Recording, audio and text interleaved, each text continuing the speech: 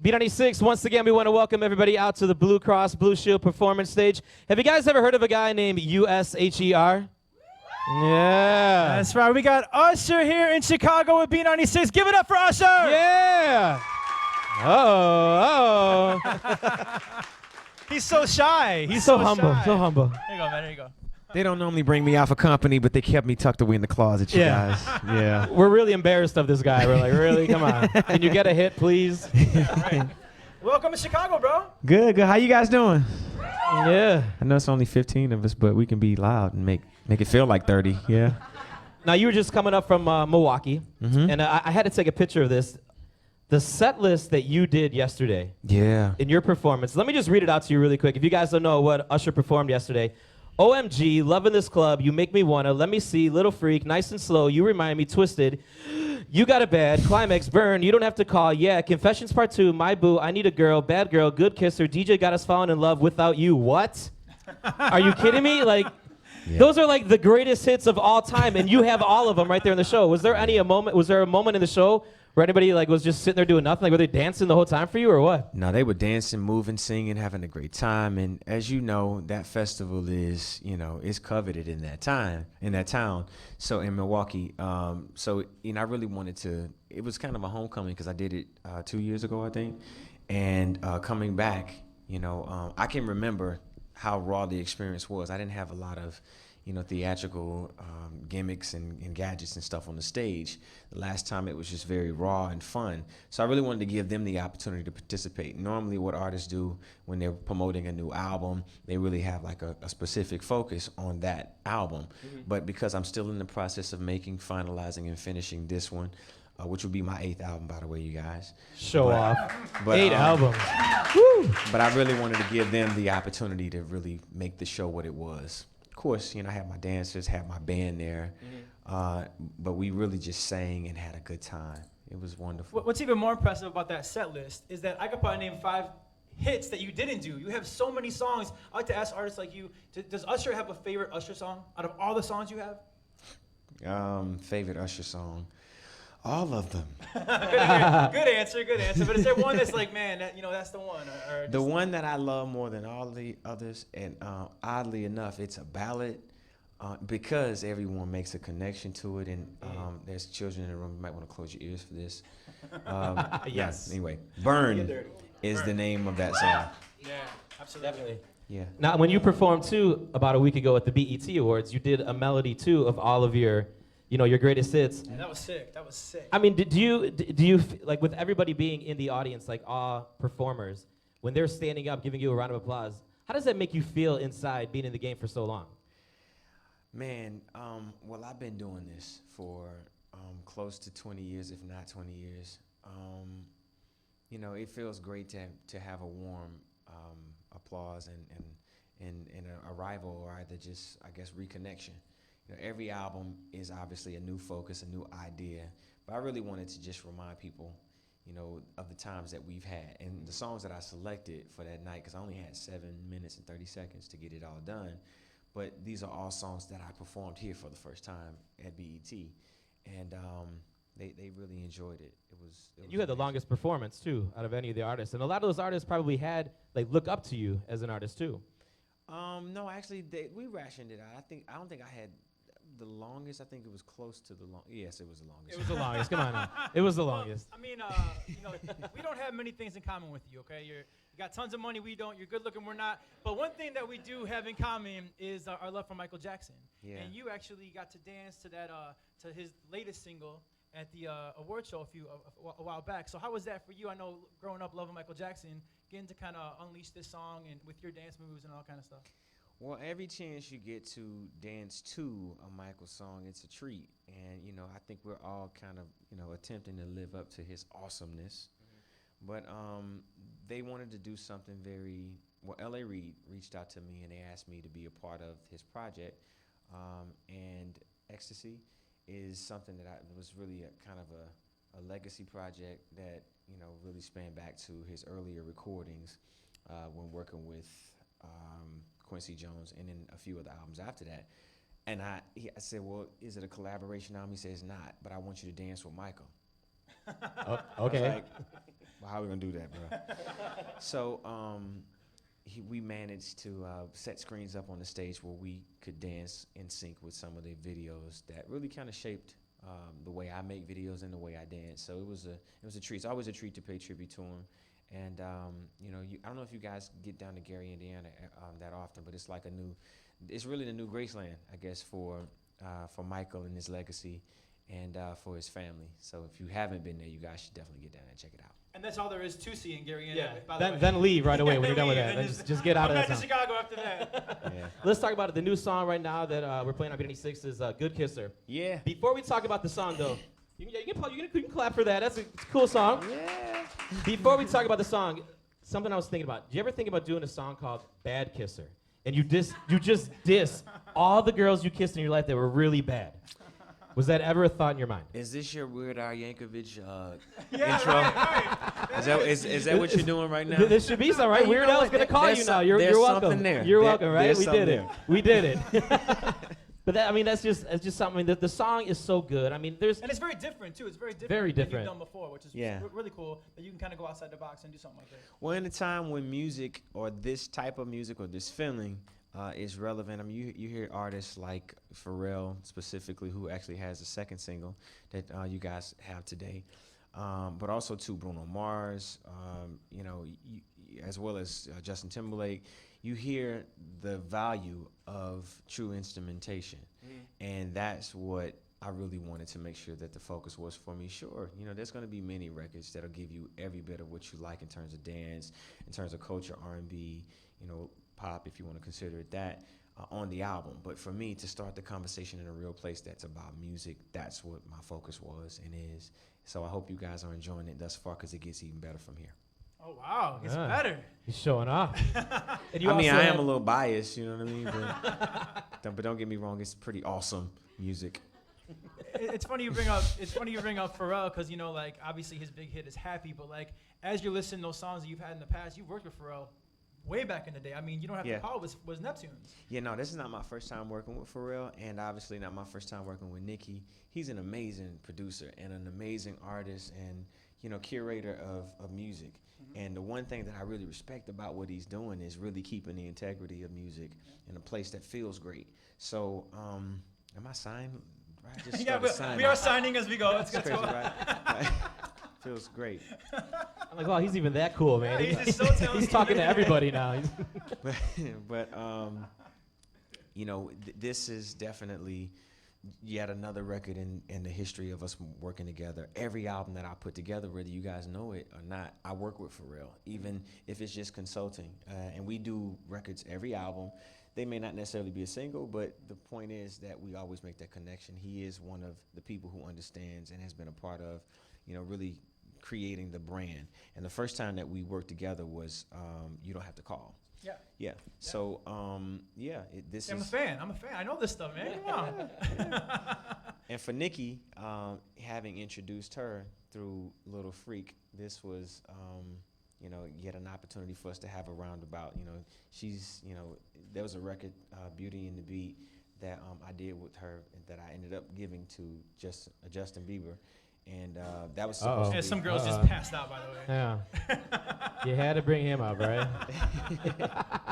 Well, I mean, let's talk about that for 1 second, because obviously, you did discover Justin Bieber. Yeah. Huge star. As Usher, the artist, do you get more pride on Good Kisser on the radio now, performing, or sitting back and watching someone like that explode that you really, you signed, you discovered? Having been a part of it, I do my part. I'm very happy that I've been able to, continue to grow with him. As I said, having that song really in some way gave a different value to him as an artist, because being a pop sensation, a lot of times people kind of put you into this box. It's very stereotypical that you'll be a teen sensation and never be able to grow, but having a song like Beauty and the Beat and Girlfriend definitely introduced him in another way. So I was happy that, I could, lose Nicki for that moment, but I got her back now. Got her back. There you go. Do you also feel, with Justin Bieber, after you guys had that talk with him, do you guys feel like in the last few months that he is on the right track now? Maybe he got distracted for a minute, but now he is on the right path? Are you talking about the racial video? Well, not just that in general, but like the past, the incidents in Miami and stuff like that. Since you say that, because I talk to him all the time. I didn't know if you meant the last time I talked to him. I just talked to him like yesterday. So, because you're pretty much the big brother. Yeah. You know what I mean? Like he's got to look up to you. It's crazy because you started so young, but now like you're like the big brother, right? Exactly. Yeah. Well, for me to be a friend, to be a shoulder, to be someone that can give clear and concise information about life and culture of America, I always try to do that, be it good or bad. And hey, through life, I think we all have our periods where we are finding ourselves. And I think that he definitely is going through and has been going through a lot of different transitions. But for those fans who've been there with him, thank you. And he has a couple, I think. He's got a few. A few. And furthermore, those who are really understanding individuals who are human, that understand that life is full of changes. It's not where you are, it's where you're going to end up. And the place that I think that he's headed is very positive, but it's really ultimately up to him to continue to stay the course. It's not a matter of not making him aware of decisions that he makes and things that he chooses to do. But, like a child of yours or like a brother or, a sibling, you got to let them go through what they go Absolutely. through. And it's really cool as a fan of yours. We've got to see you go through a lot of stuff through your music. Thank God the cameras weren't there. Yeah, I mean, God, there's no Twitter. Yeah, right, exactly. Social media had no part of it. Yeah. Thank you. I'm talking about musically from Confessions, the papers. It's like hippies in the 70s. They're like, thank God Right, there was no, you know what I mean? At Woodstock, there was no social media. We would have hated that. Mom and Dad, what were you doing? Right. All right, so back to the music though. Like from Confessions, the papers. You've been very personal with your music. Why is that something that you've wanted to sing about and write about, or things that have happened to you, even if it's on a personal tip that might be negative or whatever? Why was that so important to you as an artist? I think it was Jermaine Dupri who really helped me understand that my story was important as well, which is why I named the album My Way. That's when that started. And while every album isn't necessarily about what's specifically going on in my life, a lot of times the single choices may dictate that or make you feel that. But it's more or less just my overall experience and what I'm engaged in at the time, what musical things I'm hearing, what places I am, and the things that I've experienced, I use as inspiration. Classic artists have always done that. Classic new artists and old artists, they do that. And if it's real, I think that you'll feel it. I think that you'll be connected to it. So not only will you enjoy the feeling of it, but the emotion of it may help you get through some hard time that you're going through, or just be a reminder of what you don't want to go through. Right. Now, do you have the ultimate bragging rights right now? Do you ever like text Blake, Adam, or Shakira, and you're like, "Yo, Champion's here"? Do you do that a lot or what?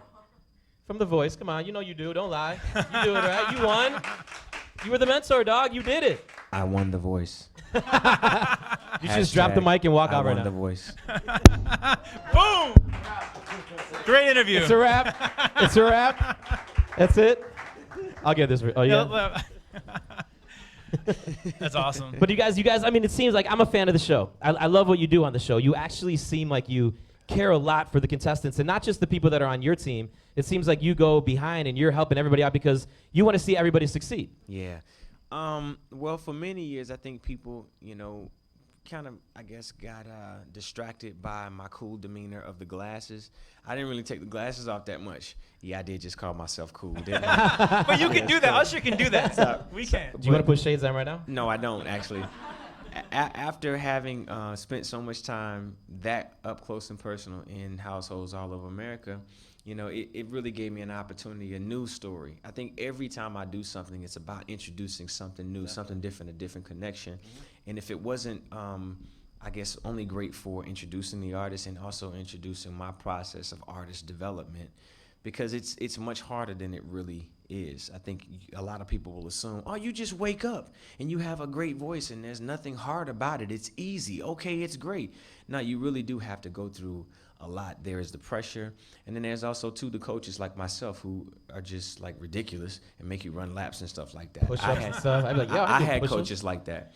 So the reason why I decided to do the voice was simply the fact that I wanted to make a connection to an audience and also fans that just never really got a chance to see the lighter side of me. I tell jokes now, I have a good time, and I really do have to thank Adam and Blake for that, because seeing the way that they interact with their talent as well as with the audience there and the cameras, it made me feel comfortable. Like, oh, wow, you can just have fun doing this? Oh, wow, great. So now let's take these shades off and really get personal. And that's the thing, like with Blake, I mean, I never knew who Blake was. I mean, I'm not a huge fan of country, and then watching the show, it's like, whoa. Now he loves country. Now he's love downloading Blake's albums. I have a Blake tattoo on my back. You don't want to see it, trust me. You don't want to see it. Overshare. Yeah, right. All right, so you're a phenomenal artist. You're a phenomenal actor. You discovered Justin Bieber. You do tons of stuff. You're also a part owner of the Cleveland Cavaliers. Mm-hmm. And I happen to be in Chicago right now. Whoa. Well, but don't talk to any of our players. But here, yeah. A couple of them are off limits. But as a Chicagoan, as a Bulls fans, I guess you could say, how optimistic are you for bringing LeBron James back? Hey, man, I'll say this much. The guess is as good as Let's call him right now. Stop it. Let's call LeBron right now. I just got off the phone with LeBron. Yeah, he was talking to Bieber, he was talking to LeBron. I knew it. As a matter of fact, he just called me right He's now. called you right now? I'm in the middle of an interview. I can't Tell talk. him you're in Chicago right now and you can't talk. Yeah. Don't talk to those fools. No, but hey, man, an opportunity for an incredible year to come. Wiggins obviously was a great addition to the team. And, what we've been able to do in the last 3 years has definitely set us up for an amazing season to come, as well as next year and the year after. So I guess, hey, you got to stay tuned just as much. All right. I know you couldn't say yes or no, but they say it could be Chicago, it could be Los Angeles, it could be New York, who knows? But I've never been too shy to pick up the telephone and also just kind of be a friendly reminder, not just as a part of the ownership group, but also to just as someone who could be, a conscious that legacy is important, and the legacy that started with LeBron James being in Cleveland, from Cleveland, is obvious. The writing is obviously on the wall. The ultimate decision is up to him, and I think that the city, the nation, definitely is echoing what I'm saying. Yeah, no, as a Bulls fan, I actually would like to see him go back to Cleveland. That'd be kind of cool. Yeah. Well, we can sit here and talk to you all day. We thought we were going to get a little bit more scoop about the LeBron James thing. But the funny thing is, Usher will recruit, D Rose won't recruit. Yeah, all right, What stop it. What is this about? We're not a sports radio show here, all right? But man, we just want to say thank you so much for swinging by, and we have we want to invite you. We have our summer concert next year. Let's not talk to any management about this. Just us three right here. Us boys. Just us guys hanging out. We want Usher to be at our Pepsi Summer Bash. You guys want me to come back? Yes, look at them. They're going crazy. You did Milwaukee. Forget Milwaukee. Come to Chicago. Dude, yeah. Chicago's where it's at. If the love is here, the consideration is even greater. We definitely. It's been a long time since I've performed with you guys. I think and we've missed 97 Yeah. was the last time we performed. 97? You were a kid. I remember you. You were much younger. Dude, that would be sick. You still look young too. Yeah. Yeah. Right now, no one else is in the room except you two. That was a great cover though. That's why you're so smooth, man. You look younger. You look great now though. You look younger earlier too, man. You're smooth, man. You age so well. Let's talk real quick. When's the album going to be out? Do we have a date yet? The by the end of the album year? it'll be by the end of this year. Cool. Can't wait to hear it. September. So you guys definitely stay tuned. Look out for that. The single with Pharrell Williams and featuring Nicki Minaj, She Came to Give It to You, is officially in your hands and definitely worthwhile. It is definitely going to be an amazing experience making this album or finishing this album and releasing it. I can't wait for you guys to hear it. And we can't wait to see you at the Pepsi Summer Bash next year. Sure. He's going to be there next year. Get your tickets right now at Ticketmaster.com. We know one thing for sure. I will be on tour. And, it would definitely be a pleasure to rock out with you guys. If that show list that, was called out earlier isn't too much, you know, it's ultimately about us having a good time, fun, and that's why I always try to make it just a great experience, fun every time. We would love to have fun with you in Chicago. Give it up, Usher in the house. Usher! Yeah.